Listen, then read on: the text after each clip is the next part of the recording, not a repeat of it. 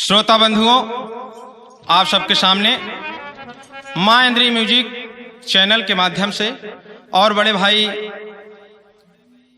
शशांक भैया के निर्देशन में बड़ा ही प्यारा और एक पौराणिक दास्तान आप सबके बीच में हम गायक कलाकार मनोज पाल धमौर बहरिया प्रयागराज की सरजमी से पूरी पार्टी के साथ बाबूजी आप सबके सामने प्रस्तुत कर रहे हैं। आशा नहीं बल्कि पूर्ण उम्मीद है, विश्वास है बाबूजी आप सबको जरूर पसंद आएगी बाबूजी। तो कहना हुआ 4 लाइन शेर के भाव में।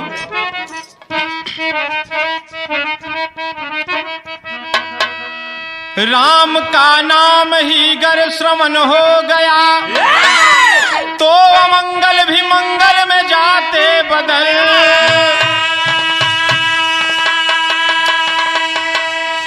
वो परम ब्रह्म निर्गुण निरंजन भी हैं, गिरि को राई और निर्बल को करते सबल।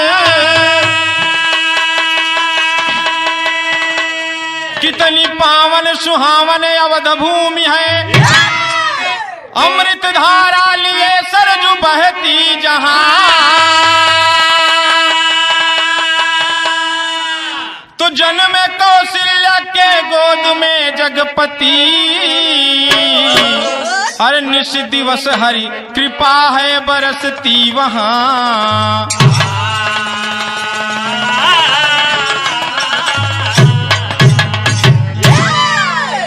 बाबूजी आप सबके समक्ष भगवान राम अयोध्या में पैदा हुए बाबूजी, और उनका दर्शन करने के लिए, बाल लीलाओं का दर्शन करने के लिए भगवान भोलेनाथ उनकी नगरी को, अयोध्या नगरी को जाते हैं बाबूजी।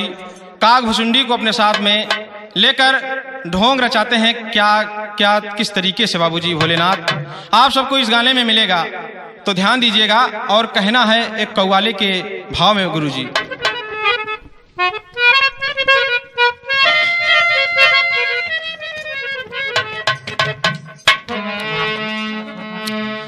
कहना हुआ कि आए मोमिनो न भूलो हिदायत रसूल की, आए मोमिनो न भूलो हिदायत रसूल की।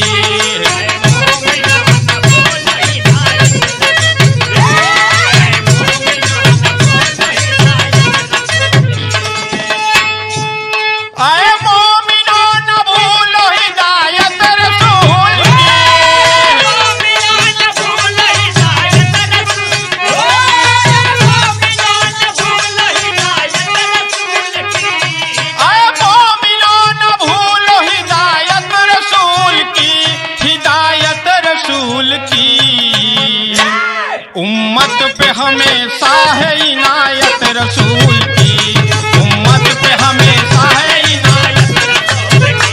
उम्मत पे हमेशा है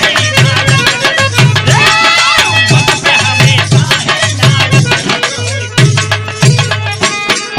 यही भाव में कहना हुआ बाबूजी। आज अयोध्या बाबूजी हमारे देश में ही नहीं पूरे विश्व में विख्यात है। भगवान राम मर्यादा पुरुषोत्तम कहे जाते हैं बाबूजी, वहां पर जन्म लिए। और हम सब तमाम भारतवासियों के लिए एक गर्व की बात है बाबूजी। तो कहना हुआ इसी भाव में कि जग में अनोखी शान अयोध्या के नाम की, जग में अनोखी शान।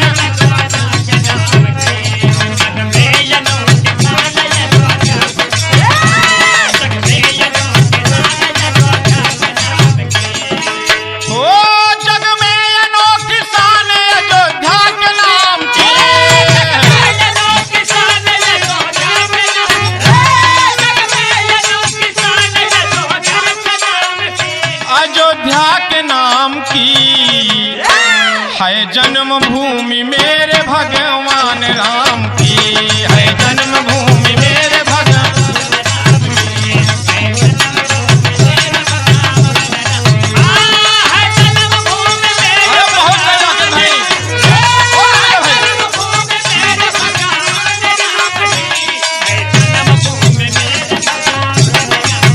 बाबा सोनो तिवारी बाबूजी इसी भाव में शेर के माध्यम से कहना पड़ा। राजा दशरथ के आंगन प्रभु ने अवतार लिया,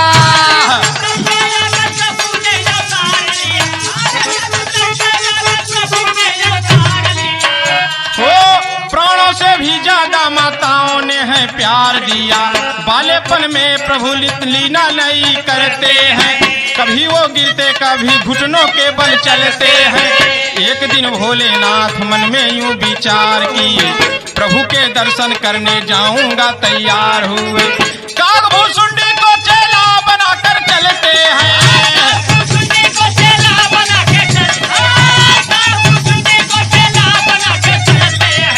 मदारी बनकर भोलेनाथ खेला करते हैं, मदारी बनकर भोलेनाथ खेला।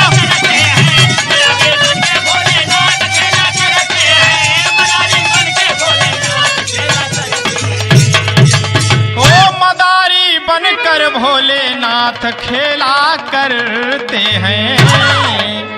बाबूजी एक दिन भोलेनाथ विचार किए कि भगवान श्री नारायण का अयोध्या में जन्म हुआ है, तो क्यों न चलकर उनकी बाल लीलाओं का मनोहर दृश्यों का बाबूजी अपने आंखों से रसपान किया जाए। और कागभूषुंडी जी को भी अपने साथ में लेकर चलते हैं और तमाम ढोंग रचाकर बाबू चलते हैं मदारी बनकर। मदारी बन गए भगवान शंकर, तो मदारी बन गए और कागभूषुंडी जी को अपना चेला बना लिए। तो चलते हैं बाबूजी और अयोध्या की पावन सरजमी पर आकर भोलेनाथ डमरू बजा दिए, डम डम डम डम डमरू बजा दिए बाबूजी। तो कहना हुआ आंतरिक भाव में,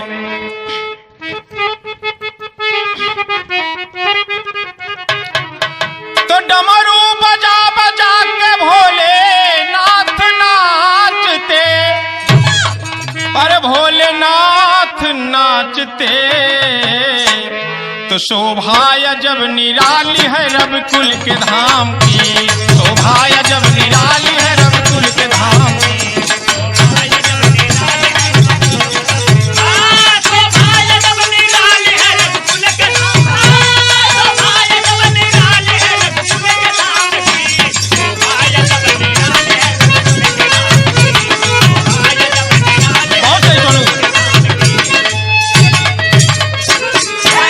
बाबूजी दोनों लोग चले जा रहे हैं और आकर अयोध्यापुरी में बाबूजी ढोंग रचाते हैं और भोलेनाथ कागभूषुंडी जी से कहते हैं कि कहो भूषुंडी, ऐसे चल बया तो कोई हम लोग के खेला जो दिखा रहे हैं, कोई बच्चों को भी इकट्ठा करो।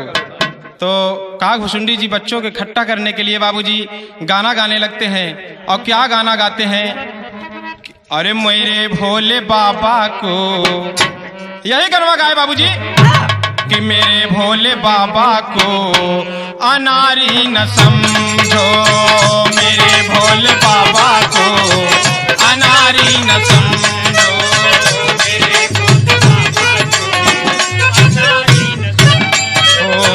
मेरे भोले बाबा जी के हाथों में डमरू, मेरे भोले बाबा जी के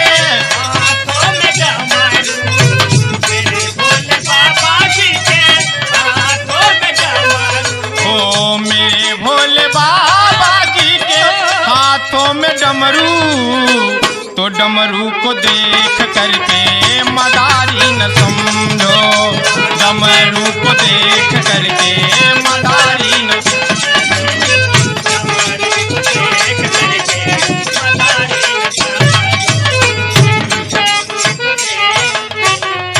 और क्या कहा थी बाबूजी? का गुसुंडी जी गा रहे हैं, अब भोलेनाथ डिम डिम डिम डिम डमरू बजा रहे हैं बाबूजी। का कहा थी? मेरे भोले बाबा जी के कांधों पे झोली, मेरे भोले बाबा जी के कांधे पे झोली, मेरे भोले बाबा जी के कांधे पे झोली। हाँ, झोली को देख करके, झोली को देख करके भिखारी न समझो, झोली को देख करके भिखारी न समझो, झोली को देख करके भिखारी न समझो, मेरे देख करके भिखारी न समझो। तमाम बच्चे इकट्ठा हो गए बाबूजी, और एकदम आगे आगे पीछे पीछे लगे हैं बाबूजी, चारों तरफ से घेर लिए कि खेला वाले, अरे खेला दिखाओ, खेला वाले खेला दिखाओ। लेकिन बाबूजी उन्हें तो कुछ और ही दर्शन करना है, और कुछ आगे बढ़े, और भगवान राम जिस अंटा पे बाबूजी लेटे हुए हैं उसी के नीचे आकर ठीक डम डम डम डम डमरू भगवान भोलेनाथ बजा रहे हैं। अब बजा रहे हैं तो तर्ज लगा भोजपुरी में, अरे बजाए दिए डमरू, अरे बजाए दिए डमरू, बजाए दिए डमरू, बजाए दिए डमरू, नाच भोला दशरथ के अंगनवा हो, बजानवा बजाए दिए डमरू, नाच भोला दशरथ के अंगनवा हो।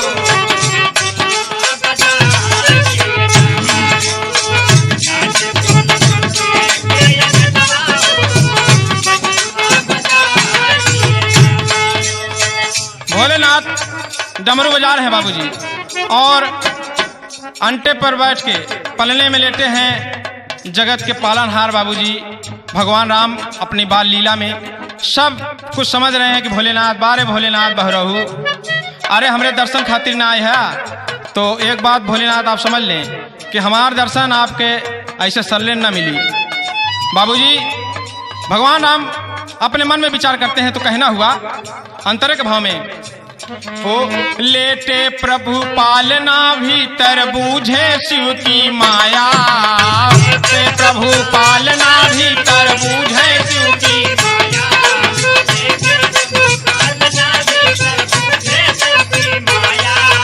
हाँ, अरे लेटे प्रभु पालना भीतर बूझे शिव की माया, लेटे प्रभु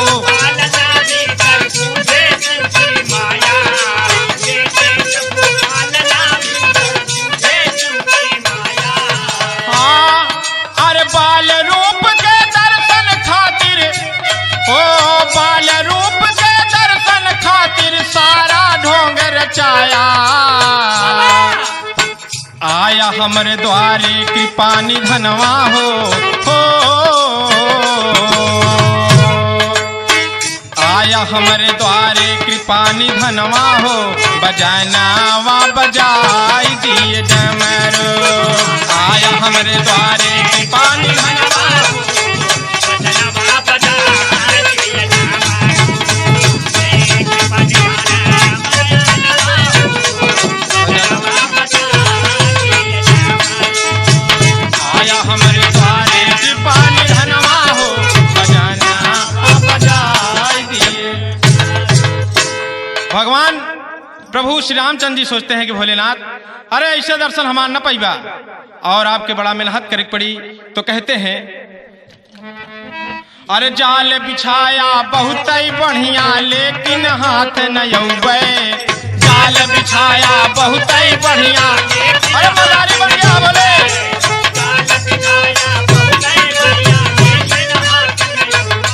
हाँ लेकिन हाथ न यौबे भोले, लेकिन हाथ न यौबे, लेकिन हाथ न यौबे भोले, लेकिन हाथ न यौबे, जाल बिछाया बहुत ही बढ़िया लेकिन हाथ न यौबे।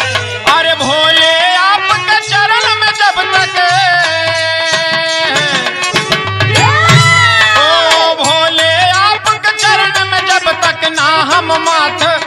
गौबे तबले भटका भोले तबले भटका गिरजा के सजनवा हो बजानावा बजाई दिए डमरू तबले भटका गिरजा के सजनवा हो बहुत है विजय भाई।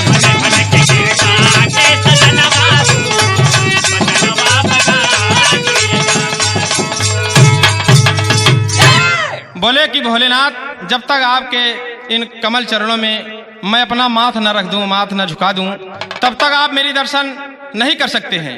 और लीला दिखाते हैं प्रभु, और क्या लीला दिखाते हैं कि वहीं से पलने से बाबूजी जोर जोर से रोना स्टार्ट कर दिए, रोना चालू कर दिया बाबूजी। माँ कौशल्या एकदम घबरा गई, मेरे मुन्ने को क्या हो गया। अभी तक तो खेलता था अच्छे से, किलकारियां ले रहा था मेरा बच्चा, लेकिन अभी रोने लगा एकदम। तो दासी एक बताती है कि माता जी नीचे कुछ मदारी और उसके एक चेला आया हुआ है, वही शोर मचा रहा है, उसी की वजह से हमारे प्रभु रो रहे हैं। बाबूजी माँ कौशल्या तुरंत डांटती हैं, बाबूजी पहरेदारों को बुलाती हैं, खबरदार इन मदारियों को तुरंत हमारे अंटेक्स से बाहर कर दिया जाए। बाबूजी भगवान भोलेनाथ के ऊपर आफत आई तो कहना हुआ राधे श्याम के तर्जमे,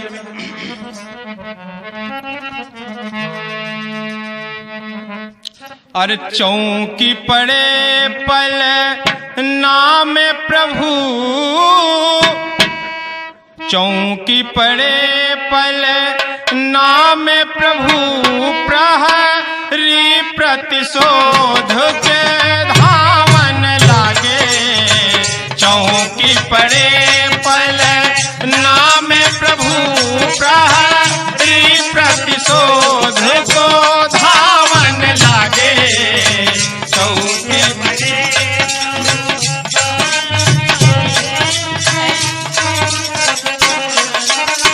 धावन लागे, चौकी पड़े पल नाम प्रभु, प्रहरी प्रतिशोध को धावन लागे। आए धरे अनुराग भरे, आए धरे अनुराग भरे, इन भागवतों को भागवन लागे। आए धरे अनुराग भरे, इन भागवतों को भागवन लागे। आए धरे बहुत सही सुनो भाई,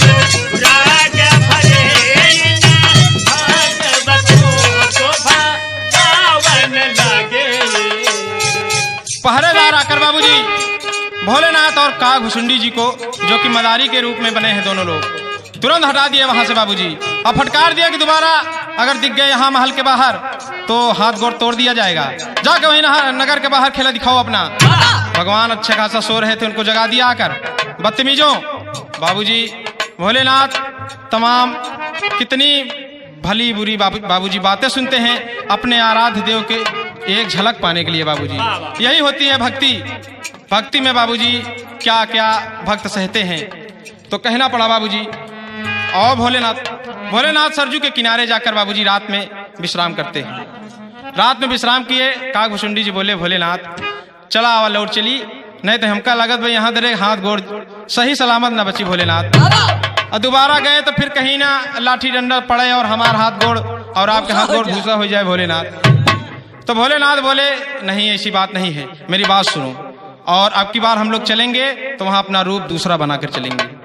और दूसरा बनाकर चलेंगे बाबूजी, टेरी के भाव में कहना पड़ा।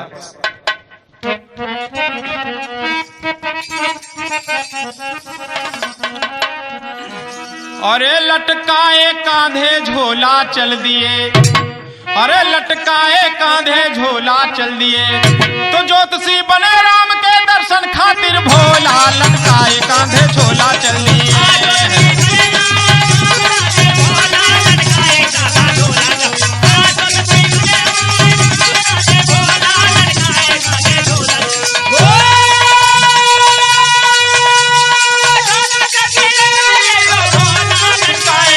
झोला चल दिए, ज्योतिषी बने राम के दर्शन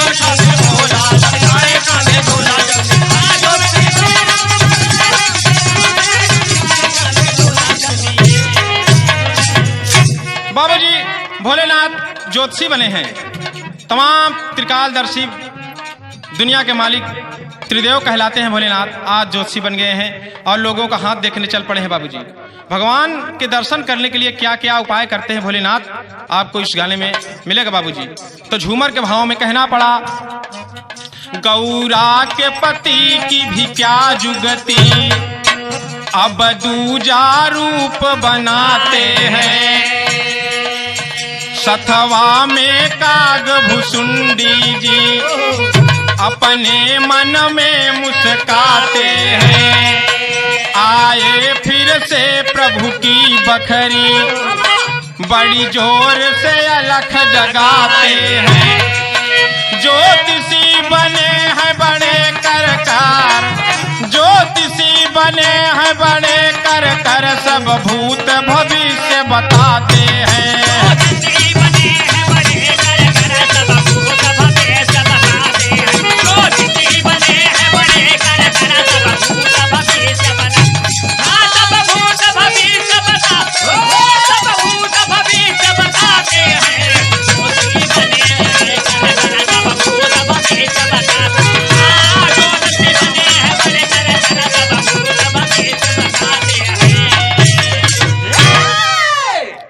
बाबूजी भोलेनाथ ज्योतिषी बनकर आए और भगवान जहां लेटे हैं बाबूजी वहीं नीचे फिर से पहुंच गए और पहुंच गए बाबूजी। अब की बार भोलेनाथ दूसरी ही लीला रचाए हैं बाबूजी। तो उड़ान के भाव में कहना पड़ा,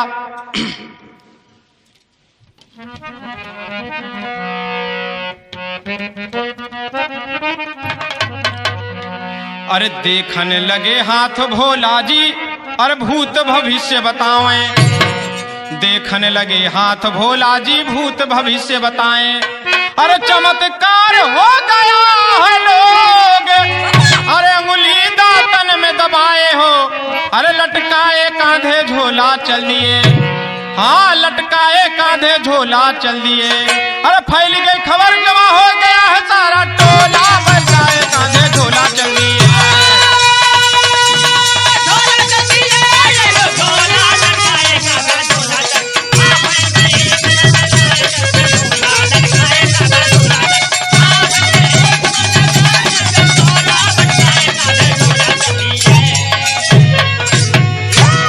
भोलेनाथ हाथ देख रहे हैं बाबूजी। तमाम मोहल्ले पड़ोस के टोला के बाबूजी लोग इकट्ठा हो गए, अपने अपने बच्चों का हाथ दिखा रहे हैं भोलेनाथ से। दुनिया त्रिकालदर्शी बाबूजी स्वयं आज आकर हाथ देख रहे हैं। बताइए भला भले भगवान भोलेनाथ अगर हाथ देखेंगे तो उनसे क्या बचा है। बाबूजी तमाम हाथ देखे, एक से बढ़कर एक, किसी को कुछ गलत नहीं बताते बाबूजी। और जैसे कहा गया है कि भोलेनाथ स्वयं तकदीर को बदलने वाले हैं, भावी मेट सके त्रिपुरार बाबूजी, भावी को बदलने वाले हमारे भोलेनाथ हैं। जिसका देख रहे हैं अगर कुछ गड़बड़ भी है तो उसका भी सही, जो मुख से बोल दे रहे हैं उसका भी सही। लोग जय जयकार करने लगे बाबूजी कि कैसा दोषी आया है, आदि अनंत आगे पीछे भूत भविष्य सब बता रहा है। तो भोलेनाथ काग भुसुंडी जी को इशारा किए कि भुसुंडी मेरे चेले बने हो तो ऐसे काम नहीं चलेगा, अरे कोई ऐसा जुगाड़ हेर कर लाओ कि उसके माध्यम से हमें राजमहल में प्रवेश मिले। तभी भोलेनाथ बाबूजी अंतर्यामी जान लिए। वहीं भगवान राम और माँ कौशल्या की अंतरंग दासी बाबूजी अपने घर से निकली और अपने हाथ में उंगली पकड़ाए है अपने नाती के। बाबूजी भोलेनाथ बोले कि भुसुंडी जी यही अच्छा मौका है और दासी को जाओ उसके चरणों में गिर जाओ, बोलो हमारे भोलेनाथ बहुत पहुंचे हुए महात्मा और सिद्ध पुरुष हैं, हिमालय से भी तुरंत तपस्या करके लौटे हैं और इनको बुला लाओ, उनसे हाथ दिखवाओ और आपका बेटा 100 साल जिएगा। जो बोल देते हैं मुझसे वो सत्य हो जाता है। और यही बात भुसुंडी जी दौड़ के गए और दासी जी को बुला लाए बाबूजी। और दासी जी को बुला लाए, दासी जी कहते हैं और क्या कहते हैं, तर्ज लगाए ठू, और तर्जवा वही है कि भगवान भोलेनाथ के बारात जात है और बाबूजी तमाम सखिया भगवान भोलेनाथ डगडग मुड़ी हिल रही है बाबूजी और 80 बरस बुढ़वा का रूप बनाए हैं और बैठे हैं। तो सखिया पूछ रहे हैं कि ये बुढ़ऊ बाबा यहीं से हमारे गिरजा जी की बारात जाइए, रेस्तवा से देखिया क्या गही का। तब भोलेनाथ से कहती हैं सखिया वही तर्ज में, क्या कहती हैं, अरे दिखाई दिया दिखाई दे, दिखाई दे, हो दिखाई दे, दिखाई दे बरतिया हे बुढ़ऊ दादा, दिखाई दे बरतिया हे बुढ़ऊ दादा, दिखाई दे बरतिया हे बुढ़ऊ, दिखाई दे बरतिया हे बुढ़ऊ दादा। यही भाव में काग भुसुंडी जी उदासी से कहते हैं बाबूजी कि माँ मेरी बात सुनो, हो दिखाई लिया, दिखाई लिया, हो दिखाई लिया, दिखाई लिया, हो दिखाई लिया, दिखाई लिया हथवा हे बुढ़िया माई, दिखाई लिया हथवा हे बुढ़िया माई, दिखाई लिया हथवा हे बुढ़िया माई, दिखाई लिया हथवा हे बुढ़िया माई। गुरुजी हमारे एक नंबर के ज्ञानी, गुरुजी हमारे एक नंबर के ज्ञानी, गुरुजी हमारे एक नंबर के ज्ञानी। ए बुढ़िया माई, हमार गुरुजी जो आए हैं ना उनका ऐसे ऐरा गैरा गुरुजी मत समझना। अरे अब ही अजुआई हिमालय से तपस्या करके लौटे हैं। अरे गुरुजी हमारे एक नंबर के ज्ञानी, गुरुजी हमारे एक नंबर के ज्ञानी, गुरुजी हमारे एक नंबर के ज्ञानी। अजुआई हिमालय से की है लौटानी, अजुआई हिमालय से की है लौटानी, अजुआई हिमालय से की है लौटानी। झुकाइला, झुकाइला तुम हथवा हे बुढ़िया माई, झुकाइला तू हथवा हे बुढ़िया माई, झुकाइला तू हथवा हे बुढ़िया माई। बाबूजी काग भुसुंडी की बात सुनकर बुढ़िया माई बड़ा उसके मन में आया कि हाँ ये कैलाशपुरी से आए हैं, तब तो बड़ा सिद्ध महात्मा हुई, कहे न अपने नतीवों को हथवा दिखवाई ली।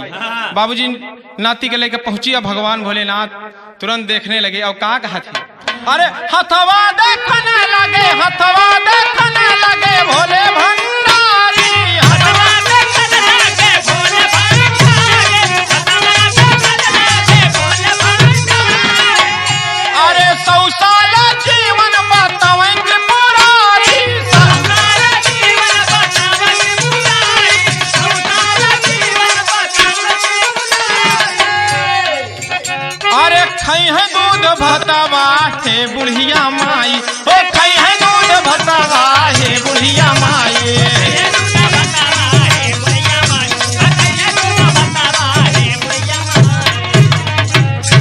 बाबूजी भोलेनाथ उस बुढ़िया के नाती के बाबूजी सब अच्छा अच्छा बता दिए एकदम बाबूजी कि ये 100 साल के इसकी उम्र है और इसको जीवन में कोई परेशानी नहीं होगी और तमाम धन धान से हमेशा भरपूर रहेगा और खुशहाल जीवन रहेगा। बाबूजी बुढ़िया बहुत गदगद हुई, खुशी हुई और तुरंत पहुंची अपने बाबूजी माँ कौशल्या के दरबार में और जहां भगवान लेटे हुए हैं वहां पहुंचती है और माँ कौशल्या से बताती है कि आज अपने नगर में एक बहुत बड़ा बहुत सुंदर ज्योतिषी आया हुआ है और जिसको जो बता रहा है माँ बहुत सत्य है और एकदम बहुत पहुंचा हुआ है, हिमालय से आज ही लौट के आया है बाबूजी। और माता कौशल्या से बताती है, माता कौशल्या सुनकर बाबूजी उनकी बात बोलती है, हाँ एकदम ये सही बात बोल रही हो तुम दासी। बोली माँ एकदम सत्य बात वचन बोल रही हूँ, अभी अपने नाती को भी मैं उसका हाथ दिखा कर आई हूँ। बाबूजी माँ कौशल्या एकदम उसकी बात को मान लेती हैं और बोलती हैं ऐसा है दासी जाकर उसको बुला लाओ और मेरे दरबार में आए, मेरे भगवान सरीखे मेरे लाल का भी भविष्य देखे। बाबूजी तो दासी कहती है, तर्ज लगा एक तर्जवा वही जीवन फिल्म है, जीवन मृत्यु झिलमिल सितारों का आंगन होगा। सही हो गुरुजी। तो झिलमिल सितारों का आंगन होगा, रिम झिम बरसता सावन होगा। झिलमिल सितारों का आंगन होगा, रिम झिम बरसता सावन होगा। झिलमिल सितारों का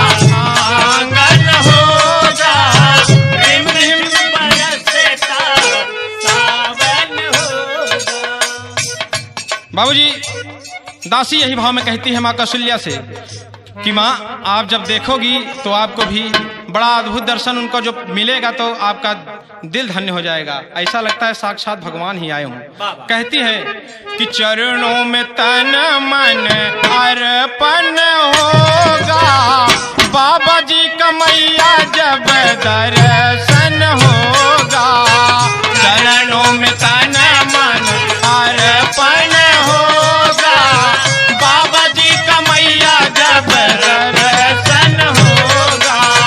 चरणों में तन मन अर्पण होगा, बाबा जी का मैया जब दर्शन होगा।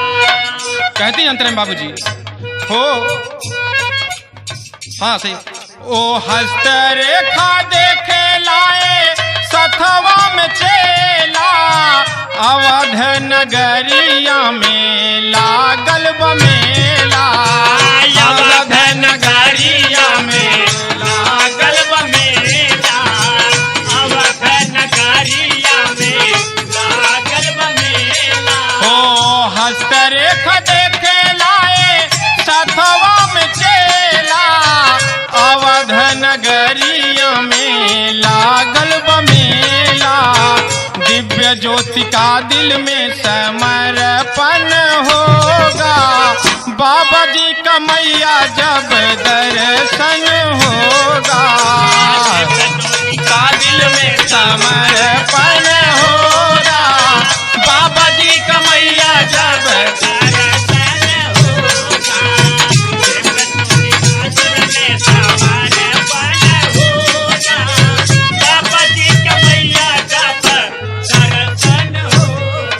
कौशल्या उसकी बात को सुनकर एकदम मोहित हुई जा रहे हैं बाबूजी, और कहती हैं कि कैसे दिखने में लगते हैं, क्या रूप है, क्या उम्र है। बताती हैं, क्या बताती है दासी। अरे उम्र बुढ़ैया के सरल सुजान है, भूत भविष्य बतावै वर्तमान है। भूत भविष्य बतावै वर्तमान है। और सही बोलो भाई। ओ उमर बुढ़ैया के सरल सुजान है, भूत भविष्य बतावै वर्तमान है। देवताओं साउन में आकर्षण होगा, बाबा जी का मैया जब दर्शन होगा। देवताओं साउन में आकर्षण होगा, बाबा जी का मैया जब दर्शन होगा।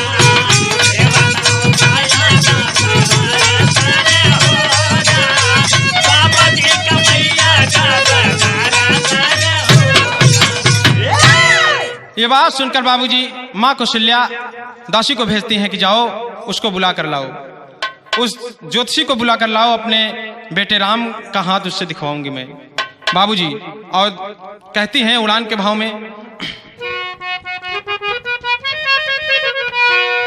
अरे राम का हाथ दिखाऊंगी जाकर कह दो संदेश, राम का हाथ दिखाऊंगी जाकर कह दो संदेश।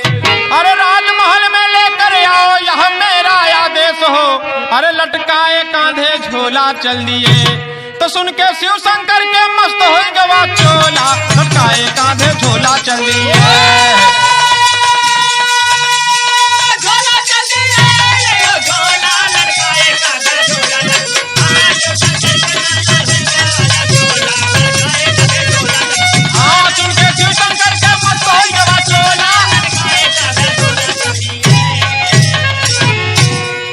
बाबूजी दासी ये बात आकर भगवान भोलेनाथ जो कि ज्योतिषी बने हैं बाबूजी उनसे कहती है।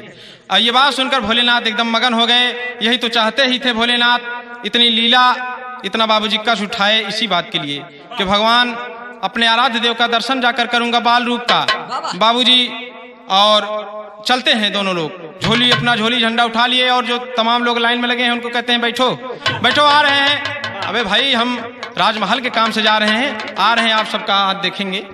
बाबूजी चल दिए वहां से। तो आकर जब मेन गेट पर आते हैं दोनों लोग, तो जो दासी है बाबूजी वो कहती है कि हमारे राजमहल का कुछ राजधर्म होता है, जिसका काम है वही हमारे साथ अंदर जाएगा। अब भोलेनाथ बोले कि हम तो ज्योतिषी है ना, तो हम चलब। तो काग भुसुंडी बाबूजी पीछे से चुटकी काटे भगवान भोलेनाथ के कि का हो भोलेनाथ, अकेले अकेले दर्शन करवा भगवान के। इशारा में बाबूजी तो दासी कहती है, तर्ज लगा वही हमारे स्वर्गीय दादा हैदर अली के बहुत बाबूजी मशहूर और चर्चित तर्ज, राधा के संग में कांधा बंसी बजा।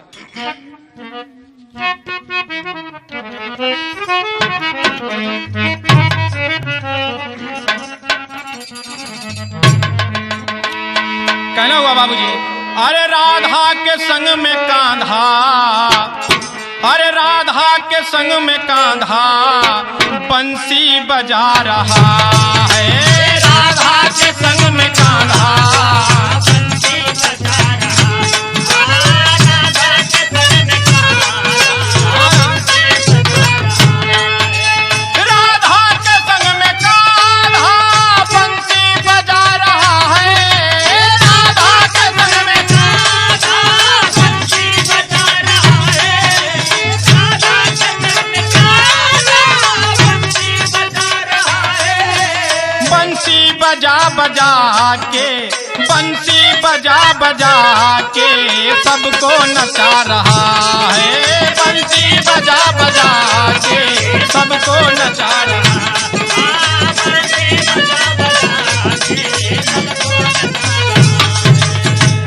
बाबूजी यही भाव में दासी कहती है भोलेनाथ से, और क्या कहती है, अरे राजमहल के धर्म का, अरे राजमहल के धर्म का पालन सदा करेंगे, राजमहल के धर्म का पालन सदा करे, राजमहल के धर्म का पालन सदा करे, राजमहल के धर्म का पालन सदा करेंगे, राजमहल के धर्म का पालन सदा करेंगे, राजमहल के धर्म का पालन सदा करेंगे।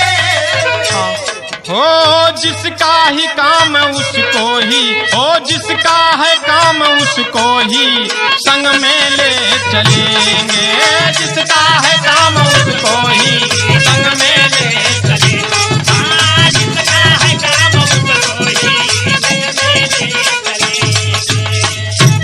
बाबूजी ये बात जब भोलेनाथ सुने तो चलने के लिए तैयार हो गए। बोले, अरे हमारे चेला यहीं बैठ जाओ तुम, हम अंदर जाके हाथ देख कर आ रहे हैं।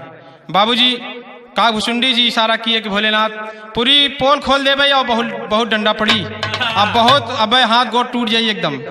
तो भोलेनाथ बोले कि क्या बात है, इशारों में बाबूजी दोनों लोग बात करते हैं। तो काग भुसुंडी जी भोलेनाथ से कहते हैं, और क्या कहते हैं, अरे अंतरे में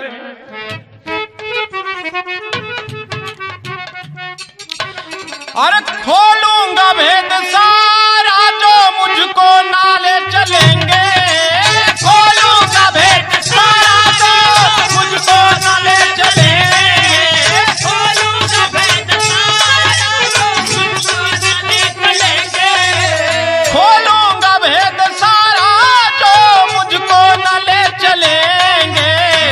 हो अरे बहुरूपिया जो जानेंगे, बहुरूपिया जो जानेंगे डंडे बहुत पड़ेंगे, बहुरूपिया जो जानेंगे डंडे बहुत पड़ेंगे, बहुरूपिया जो जानेंगे डंडे बहुत पड़ेंगे, बहुरूपिया जो जानेंगे डंडे बहुत पड़ेंगे।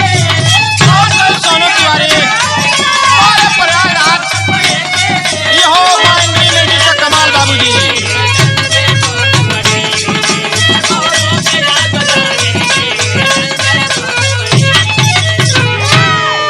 बाबूजी यही बतिया सुन के भोलेनाथ एकदम घबरा गए कि अगर ये काग भुसुंडी मेरा चेला अगर पोल खोल दिया तो सारा प्लान अभी चौपट हो जाएगा। और दासी से बोलने लगे, ऐसा है कि हमारे चेला को भी अंदर साथ ले चलो, क्योंकि मेरी नजरें थोड़ा कम हो गई हैं, मेरी नजरें थोड़ा कम हो गई हैं। ये रेखा देखता है और मैं उसका गुण दोष बताता हूँ। ये देख के हमको बताया कि फला रेखा फला जगह जा रही है, उसी हिसाब से मैं उसका गुण दोष बता देता हूँ। तो दासी बोली कि तब तो हम कहे ना कि चिलवे के साथ में ले जाइए, अब भोलेनाथ ही के काम गड़बड़ होने लगा बाबूजी। तो भोलेनाथ बोले कि नहीं ऐसा है, आप मेरी बात सुनो। तो कहती है बाबूजी, भोलेनाथ बोले अंतर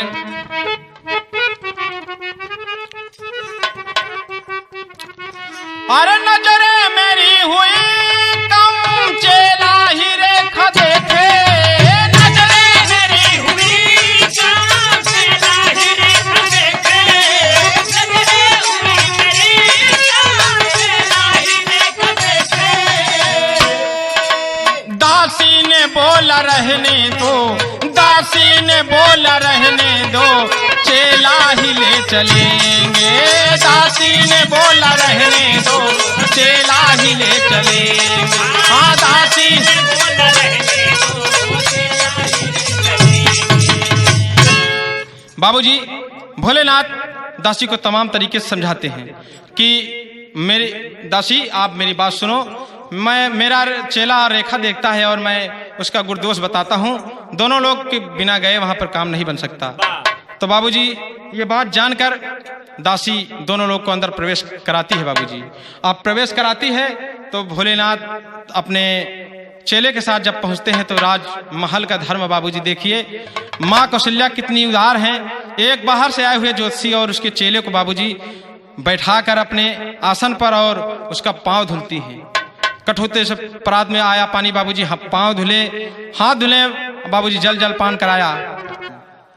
बाबूजी तर्ज लगाए, तर्ज के भाव में कहना है, अरे कैसे ब्याहूं राधे, अरे कैसे ब्याहूं राधे, कन्हैया तेरो कारो रे, मैं कैसे ब्याहूं राधे, कन्हैया तेरे कारो रे, कैसे ब्याहूं राधे, कन्हैया तेरे कारो रे, कैसे ब्याहूं राधे। यही भाव में कहना है। बाबूजी भगवान भोलेनाथ के सामने माँ कौशल्या राम को लाकर रखती हैं बाबूजी, तो भगवान के गोदी में थमा देती हैं कि आप ये मेरा लाल है, इसका हाथ देखो आप। तो बाबूजी तो कहना हुआ, भोलेनाथ भगवान राम का बाबूजी अपने गोदी में राम को लेकर मंत्र मुग्ध हो जाते हैं। बाबूजी आंख मूंद लिए, बारे भगवान भोलेनाथ भगवान अपने आराध्य प्रभु को देखकर बाबूजी आंख मूंद लिए और आंख खोल ही नहीं रहे हैं। तो कहना हुआ यही भाव में, अरे लेके राम को गोदी, अरे लेके राम को गोदी में भोले कुछ बोले ना, लेके राम को गोदी में भोले कुछ बोले ना, लेके राम को गोदी में भोले कुछ बोले ना, लेके राम को बोले। भगवान भोलेनाथ बाबूजी अंतर्ध्यान अवस्था में हो गए।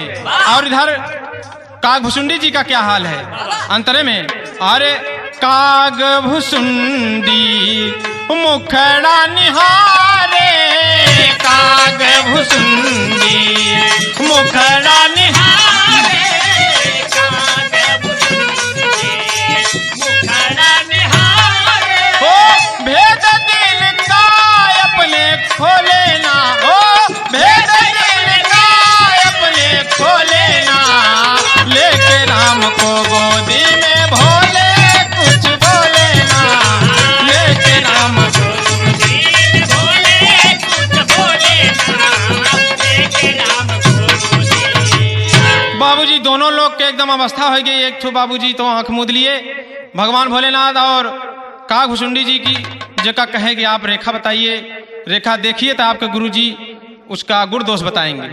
तो कागभुसुंडी जी बाबूजी मुंह बहा के देख रहे हैं। भगवान नारायण बाबूजी राम रूप लेकर आए हैं, उनका छवि देख कर बाबूजी मुंह खुला को खुले ही है। और भगवान भोलेनाथ अपना ध्यान अवस्था में ही चलिए बाबूजी आंख मूंद के। माँ कौशल्या बोली कि कहाँ से आन्हर और गूंगा पकड़ के लाए हो, ये कहा देखिए हाथ पकड़ लिए हैं तो एक ध्यान अवस्था में चले गए हैं और एक मुंह बाय खड़ा ही है, माछी आवाज जाते हैं बाहर, ये क्या बात है। दासी बोली कि अभी तो बाहर तो अच्छा तरीके से देख रहे थे सबका, अब अंदर पता नहीं क्या हो गया।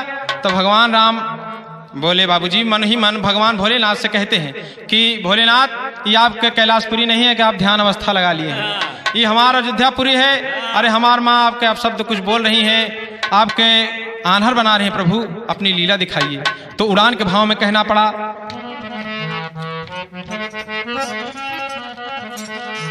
तो मात वचन सुन के श्री राम के लागल दिल में ठेस।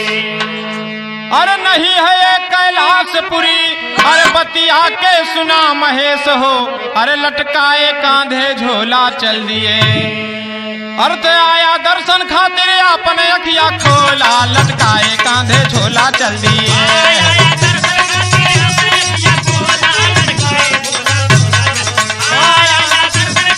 अपने अखिया खोला, लटकाए कांधे झोला चल दिए।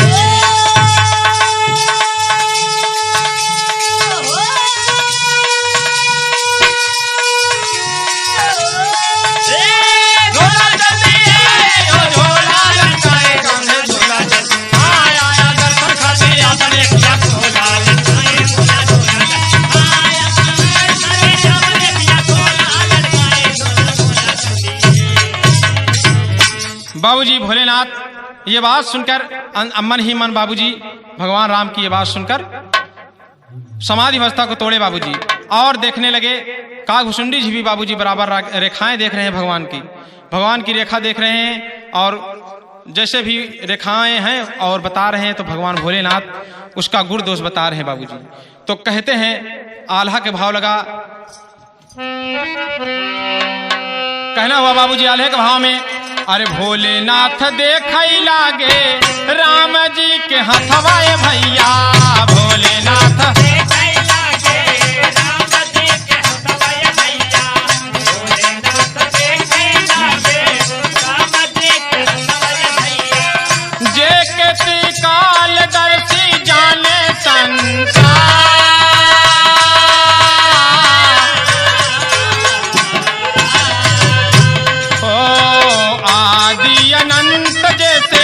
कुछ ना छुपल ये भैया। आदि अनंत जैसे कुछ ना छुपल ये भैया। आदि अनंत जैसे कुछ ना छुपल ये भैया। बोल कौशल्या जी से देखा त्रिपुरा।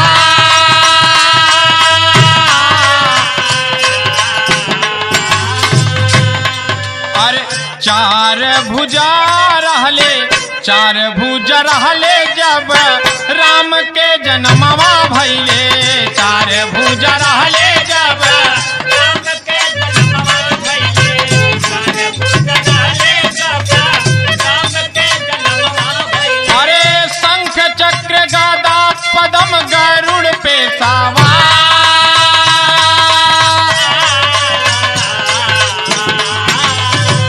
अरे ये बात सुनकर बाबूजी माँ कौशल्या एकदम चकित हो गई कि ये बाबा कैसी बात बता रहा है। अरे ये बात तो हमारे और भगवान के बीच में ही हुई थी, जो कि गोपनीय थी। भगवान जन्म लेने से पहले मुझको सारी बात बताए थे। तो ये ज्योतिषी बता रहा है, जिसका मतलब ये बहुत पहुंचा हुआ ज्योतिषी है। बाबूजी एकदम चरणों में नतमस्तक हो जाती हैं भोलेनाथ के। तो कहना हुआ आगे, अरे कुछ दिन बीतल एक, कुछ दिन बीती एक, बाबा जी यही सुनिला। कुछ दिन बीती एक, बाबा जी यही सुनिला। कुछ दिन बीती एक, बाबा जी यही सुनिला। राम लखन के लेके जय है बंसीधार।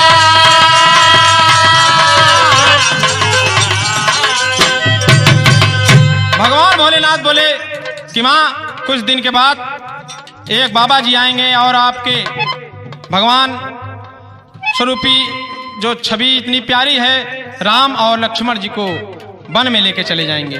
ये बात सुनकर माता जी एकदम चीख पड़ी बाबूजी कि मेरा फूल सा नन्हा सा बच्चा वन में जाएगा। तो कहते हैं बाबूजी भगवान राम ये सब मन ही मन मुस्कुरा रहे हैं कि हमारी लीलाओं को भी भगवान पहले से उजागर कर दे रहे हैं।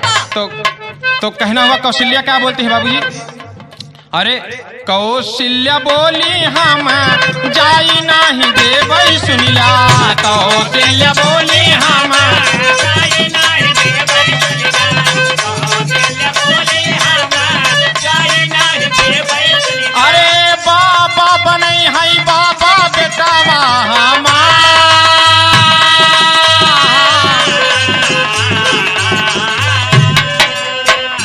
भोले कहीं की राम बाबा न बनी है मैया, भोले कहीं की राम बाबा न बनी है मैया, भोले कहीं के राम बाबा न बनी है मैया। अरे सथवा में लई है एक सुंदर दुल्हना,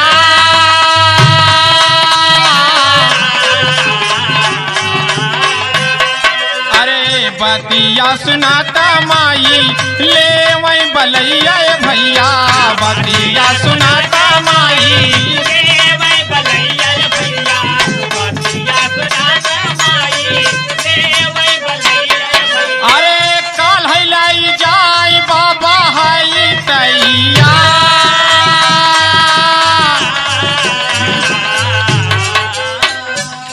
ये बात सुनी कि बाबा ले जाएंगे लेकिन राम आपके बाबा नहीं बनेंगे, और वहां से कुछ दिन बीतेगा तो वहां से आपकी पतोहू अपने साथ में अपनी सुंदर अर्धांगिनी को लाएंगे। तो ये बात सुनकर माँ कौशल्या बोलने लगी कि अगर ऐसी बात है मेरा राम दूल्हा बनेगा और दुल्हन लाएगा तो कल ही ले जाए, मैं तैयार हूँ। तो आगे की बात सुनकर बाबूजी भगवान राम बोल रहे हैं कि भोलेनाथ यहाँ तक तो बता दिए कि बन जाएंगे, धनुष टूटेगा और सिया को वर कर लाएंगे, लेकिन आगे की बात न बताया कि बनौ जई ही भगवान राम। लेकिन माई अभी हमारे माँ सुन के अभी से बाबूजी एकदम व्याकुल हो जाएंगे और खाना पीना सब छोड़ देंगी। तो भगवान राम का कहा बाबूजी, अरे राम जी कहाँ की भोले नाथ हाथ जोड़ी हम, राम जी कहाँ की भोले नाथ हाथ जोड़ी हम, राम जी कहीं की भोले नाथ हाथ जोड़ी हम। अरे आगे कई कहानियां जी ने कहा सरकार,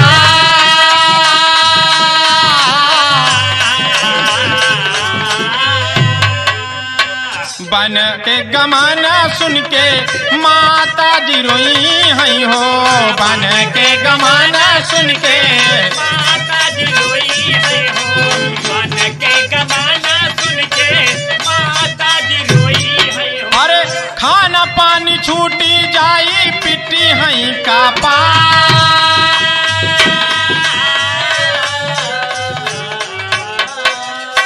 कहाँ कि भोलेनाथ हाथ जोड़ी आपके, आगे की कहानी मत कहा आप, नहीं तो वन की गमन की खबर सुनकर अभी से जान जाएंगे हमारी माता, तो एकदम व्याकुल हो जाएंगी और रोना पीटना मचाने लगेंगी।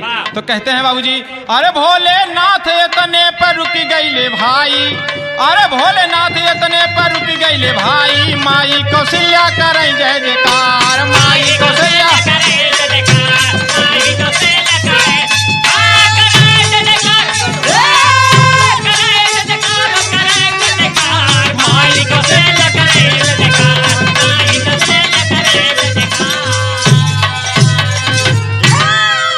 बाबूजी भगवान राम का इशारा हुआ और भगवान भोलेनाथ यहीं पर रुक गए, और माँ कौशल्या ये बात जानकर बाबूजी बड़ी खुश हुई। भोलेनाथ बोले कि आगे सब मंगल होगा, आगे सब हरि की माया, और जितना मेरे ज्ञान में था मैं उतना आपको बतलाया माँ, आप मुझे विदा दीजिए।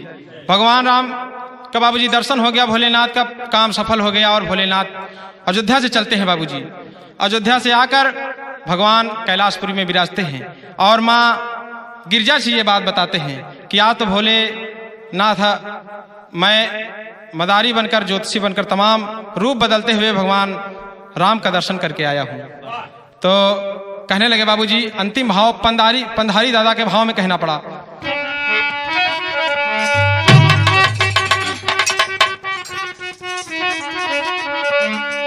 अरे भोलेनाथ गिरजा से कुलबतिया बताई हो, अरे जन्मे अयोध्या में, अरे जन्मे अयोध्या में राम रघुराई हो, जन्मे अयोध्या में।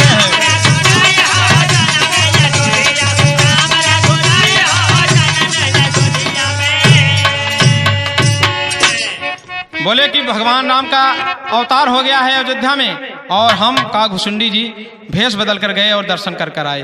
तो गिरजा जी बोली और का कहा थी, अरे गिरजा जी बोली अखियां दर्शन बिना प्यासी, अरे दर्शन ना पहुत्या नाथ मिलते जो ना दासी।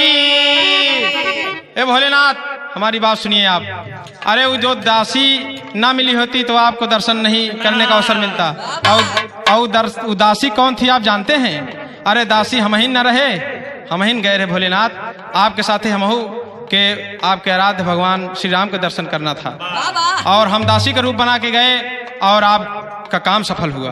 तो कहना हुआ बाबूजी, अरे तो दासी बन के दिहले सारा कमावा बनाई हो, जन्म में अयोध्या में राम रघुराई हो।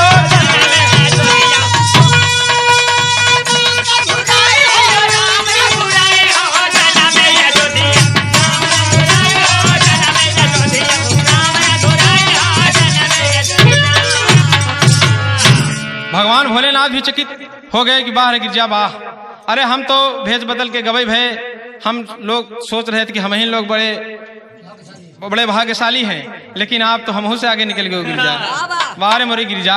और कहते हैं तो अरे धन्य धन्य भोलेनाथ, अरे धन्य भोलेनाथ धन्य राम जी की,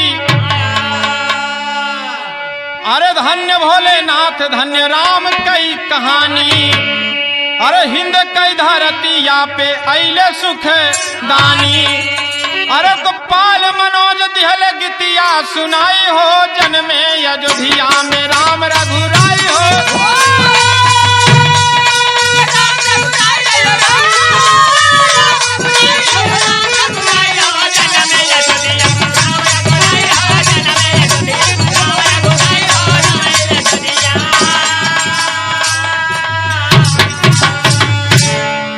बाबूजी भोलेनाथ भगवान के बाल रूप का दर्शन किए और यहीं से हमारा ये बिरहा समाप्त हुआ। अंतिम भाव में कहना पड़ा,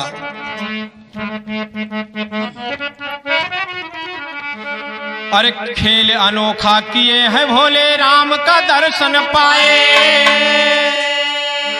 अरे राम आधार है दर भी नभ से राम नाम गुण गाए हो,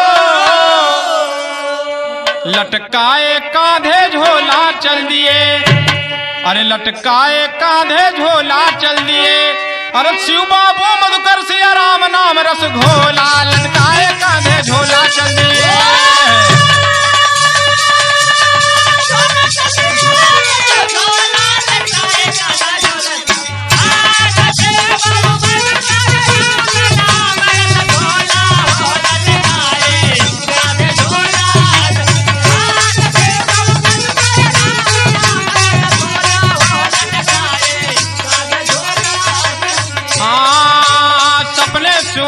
लड़कपन के ओ सपने सुहाने लड़कपन के, मेरे जीवन में आए बहार बन के।